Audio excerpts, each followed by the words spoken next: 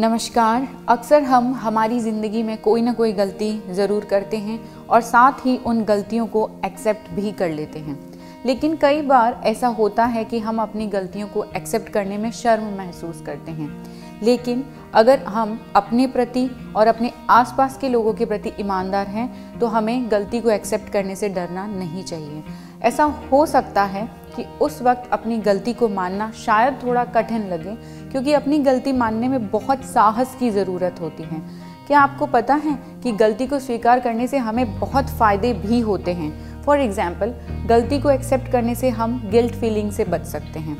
हो सकता है कि हमको गलती छिपाना ज़्यादा सेफ और इजी लगे, लेकिन ये तय है कि हम अंदर ही अंदर अच्छा फील नहीं करते हैं और धीरे धीरे गिल्ट बढ़ता जाता है। लेकिन वहीं अगर हम गलती समय पर स्वीकार कर लेते हैं तो गिल्ट फीलिंग से बच सकते हैं।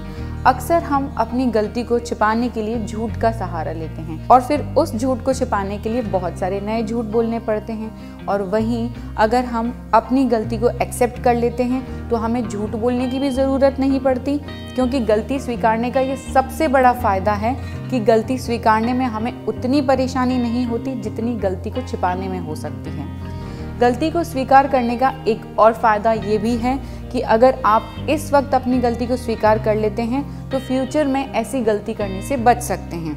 एक्चुअली एक अच्छा इंसान वही है जो अपनी गलतियों को स्वीकार करता है और अपनी गलतियों से सीखता भी है। गलतियों को एक्सेप्ट करना हमें लाइफ में आगे बढ़ने में हेल्प करता है, क्योंकि हम पास्ट की गलतियों से जो गिल्ट फीलिंग लेकर चलते हैं उससे कहीं ना कहीं हमारी लाइफस्टाइल अफेक्ट होती है, जिससे हम हमारे फ्यूचर के गोल पर फोकस नहीं कर पाते हैं।